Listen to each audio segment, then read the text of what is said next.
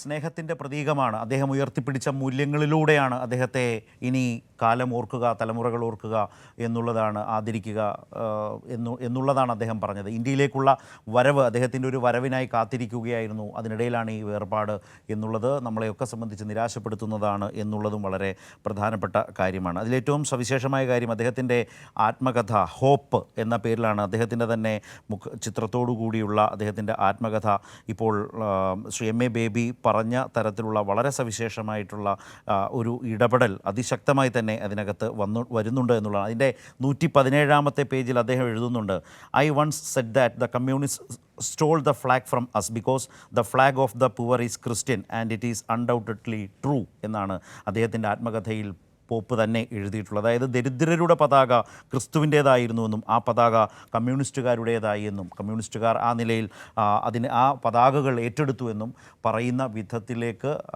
ലോകത്തെ കമ്മ്യൂണിസ്റ്റ് മൂവ്മെൻറ്റുകളെ, അതിൻ്റെ അനിവാര്യതയെ, അതിൻ്റെ സവിശേഷതയെ വളരെ ഈ ക്രൈസ്തവ മൂല്യങ്ങളോട് ചേർത്ത് വെച്ച് തന്നെ നിസ്വരായ മനുഷ്യർ, പാവപ്പെട്ടവർക്ക് വേണ്ടി പോരാടുന്നതിൻ്റെ ലോകമെമ്പാടുമുള്ള കമ്മ്യൂണിസ്റ്റുകളുടെ ഉത്തരവാദിത്വത്തെയും ആർജവത്തെയും അദ്ദേഹത്തിൻ്റെ ആത്മകഥയിലൂടെ തന്നെ വളരെ സ്പഷ്ടമായി എഴുതി വെച്ചിട്ടുണ്ട് എന്നുള്ളതുകൂടി ഇപ്പോൾ ശ്രീ എം എ ബേബി പറഞ്ഞതിൻ്റെ തുടർച്ചയിൽ അത് തന്നെയാണ്.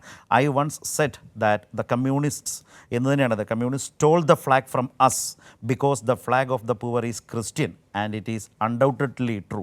ദരിദ്രരുടെ പതാക ക്രിസ്തുവിൻ്റേതായിരുന്നു, ആ പതാക കമ്മ്യൂണിസ്റ്റുകാർ കവർന്നെടുത്തുവെന്നും മാർപ്പാപ്പ പറയുന്നത് സ്നേഹത്തോടെയും ആദരവോടെയും വളരെ ആവേശത്തോടെയുമാണ്. ആ നിലയിൽ ക്രിസ്തുവിൻ്റെ പതാക, ദരിദ്രർക്ക് വേണ്ടിയുള്ള ക്രൈസ്തവൻ്റെ പതാക എന്ന് പറയുന്ന നിലയിൽ കമ്മ്യൂണിസ്റ്റുകൾ എടുത്തതിനെക്കുറിച്ച് അദ്ദേഹം മുന്നോട്ട് കൊണ്ടുപോകുന്നതിനെക്കുറിച്ച് പറഞ്ഞ Shri Jose K Mani MP telephone ലൈനിൽ ചേരുന്നു.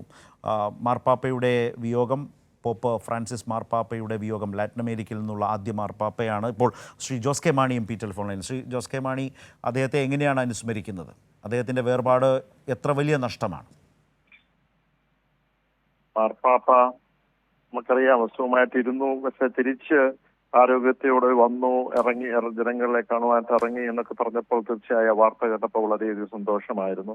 പക്ഷെ ഇപ്പോൾ വേർപാടുണ്ടായി എന്ന് പറയുമ്പോൾ ക്രൈസ്തവ സഭയ്ക്ക് മാത്രമല്ല, ഇന്ന് ലോക സഭയ്ക്കെല്ലാം എല്ലാ ജനങ്ങൾക്കും വലിയൊരു വേർപാടിന്റെ ദുഃഖം ഉണ്ടാവും, സംശയമില്ല. കാരണം എന്നെ സംബന്ധിച്ചോളം വലിയൊരു ഓർമ്മയുണ്ട്. കാരണം മാർപ്പാപ്പയുടെ സ്ഥാനാരോപണവുമായി ബന്ധപ്പെട്ട് അവിടെ നേരിട്ട് ഒരു ഡെലിഗേഷനും, ഇന്ത്യയുടെ ഡെലിഗേഷനുമായിട്ട് അവിടെ എനിക്ക് പോകാൻ കഴിഞ്ഞിരുന്നു. മാത്രമല്ല, ആ സ്ഥാനാരോപണത്തിന് ശേഷം പല രാജ്യങ്ങളിൽ നിന്നുള്ള ഹെഡ് ഓഫ് ദ സ്റ്റേറ്റ് എന്ന് പറഞ്ഞാൽ ഒന്നെങ്കിൽ സ്പീക്കറോ അല്ലെങ്കിൽ മന്ത്രിയോ, ചില സ്ഥലങ്ങളിലെ പ്രസിഡന്റ്, ചില രാജ്യങ്ങളിൽ നിന്നുള്ള പ്രധാനമന്ത്രി, ഇവരെല്ലാം ആ സ്ഥാനാരോപണം കഴിഞ്ഞ് വത്തിക്കാൻ സ്ക്വയറിലായിരുന്നു ആ സ്ഥാനാരോപണം നടന്നത്. അത് കഴിഞ്ഞ് ആ ബസിലിക്കയിലേക്ക് കയറി അവർക്ക് മാത്രം, ആ ഹെഡ് ഓഫ് ദ സ്റ്റേറ്റ് മാത്രം ഒന്ന് മാർപ്പാപ്പയെ കാണുവാനും അദ്ദേഹത്തിന്റെ ഒരു ബ്ലെസ്സിങ് വാങ്ങുവാനുമായിട്ടുള്ള അവസരമുണ്ടായിരുന്നു.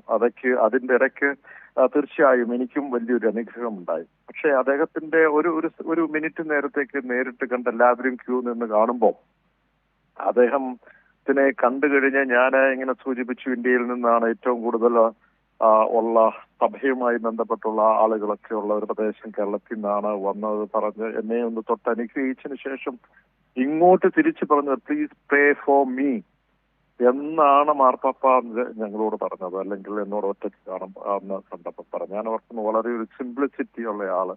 മാത്രമല്ല, ജനങ്ങള് സാമൂഹികമായുള്ള വിഷയങ്ങൾ നേരിട്ട് കണ്ട് അറിയുന്നയാൾ, അതനുസരിച്ച് ആക്ട് ചെയ്യുന്ന ഒരു വ്യക്തിയാണ്, ഒരു ദൈവിക പുരുഷനായിട്ടാണ് ഞാൻ കാണുന്നത്. അതുകൊണ്ട് തന്നെ ഏതെങ്കിലും ഒരു ക്രൈസ്തവ സഭയ്ക്ക് തീർച്ചയായും ആ വേർപാട് എന്ന് പറഞ്ഞ വലിയൊരു വിടവ് സംഭവിച്ചിട്ടുണ്ട്. പക്ഷെ അതിനപ്പുറം ലോകത്ത് മുഴുവൻ സമാധാനം കൊണ്ടെത്തിക്കുവാനായിട്ടുള്ള ഒരു പ്രതീകമായ ഒരു ഐക്യനായി ലോകരാഷ്ട്രങ്ങൾ കാണുന്നു. അദ്ദേഹത്തിന്റെ വേർപാട് വലിയൊരു ഗ്യാപ്പാണ് ഒരുക്കിയിരിക്കുന്നത്. തീർച്ചയായും അദ്ദേഹത്തിന്റെ മാതൃകയിൽ ഇനിയും മുന്നോട്ടുള്ള യാത്രയിൽ സഭ ഇതുമായി ബന്ധപ്പെട്ട് മുന്നോട്ട് ഇനി ഇതിന് ആ മെസ്സേജ് ഏറ്റെടുത്തുകൊണ്ട് മുന്നോട്ട് കൊണ്ടുപോകാൻ കഴിയണം എന്നുള്ള ഒരു പ്രാർത്ഥനയാണ് ഞങ്ങൾക്കൊക്കെ ഉള്ളത്. ഇപ്പോൾ നന്ദി ശ്രീ ജോസ് കെ മാണി MP. അദ്ദേഹം സൂചിപ്പിച്ചതുപോലെ വളരെ വലിയ പ്രാർത്ഥനയോടെ തന്നെ ആഗോള കത്തോലിക്ക സഭ യഥാർത്ഥത്തിൽ അദ്ദേഹം മുന്നോട്ട് വെച്ച മൂല്യങ്ങൾ, അദ്ദേഹം മുന്നോട്ട് വെച്ച കാഴ്ചപ്പാടുകളടക്കം പ്രാർത്ഥനയോടെ മുന്നോട്ട് കൊണ്ടുപോവുക എന്നുള്ളതാണ് ആ സഭയുടെ വലിയ ദൗത്യം. 89ാമത്തെ വയസ്സിലാണ് ഈ വേർപാട് എന്നുള്ളതാണ്. 1936 ജനനം എന്നുള്ളത് ഉണ്ട്.